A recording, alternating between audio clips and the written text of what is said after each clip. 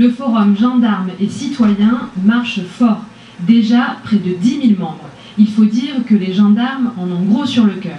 Voilà ce qu'on peut lire sur leur site. Nos logements, oui, on ne paye pas le loyer mensuel, mais qui voudrait payer pour ces logements insalubres? Ou encore, on ne demande pas d'argent, simplement réduire les heures de travail afin d'avoir une vie de famille.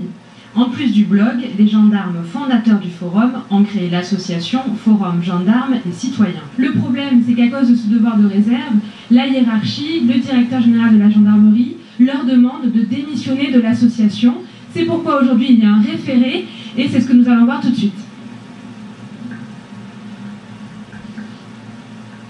Les gendarmes se rebiffent, ils attaquent carrément le ministère de la Défense devant le juge, du jamais vu. Bonjour messieurs, vous connaissez le forum Gendarmes et Citoyens? Vous ne connaissez pas? Vous ne pouvez pas vous exprimer, c'est ça? Pour quelle raison? Devoir de réserve. Vous ne pouvez pas parler librement? Si. Mais pas sous votre fonction de militaire en fait, c'est ça?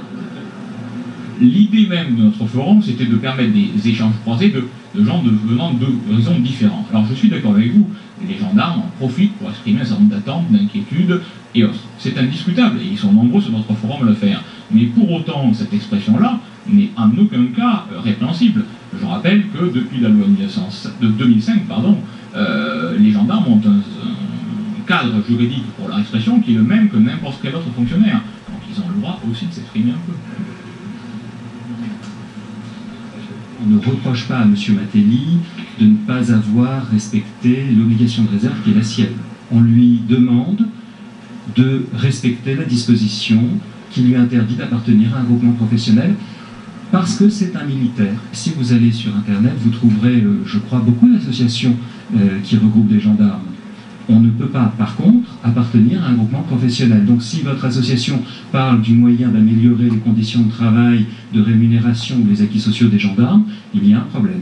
On veut faire donner à ce procès la tonalité qu'il y aurait une espèce de sédition dans la gendarmerie qui tendrait à faire en sorte qu'on puisse créer des syndicats dans les armées. Ce n'est pas la question du jour. Personne ne conteste que les militaires de la gendarmerie, et au-delà même tous les fonctionnaires, sont soumis à des obligations qui sont celles du devoir réserve et qui sont celles finalement de tout fonctionnaire.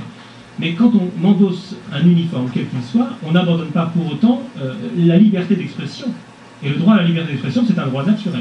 Il faut se souvenir que le requérant est un militaire, il est donc soumis au code de la défense, et ce code prévoit effectivement que l'administration a le droit de restreindre certaines des libertés fondamentales de ses personnels, y compris par exemple la liberté d'expression.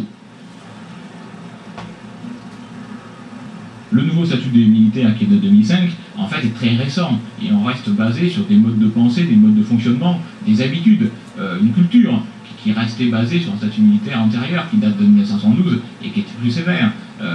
Donc je pense que les choses iront forcément évoluer dans le bon sens. Vous non plus, vous pouvez pas parler? Devoir de réserve et puis j'ai pas Internet.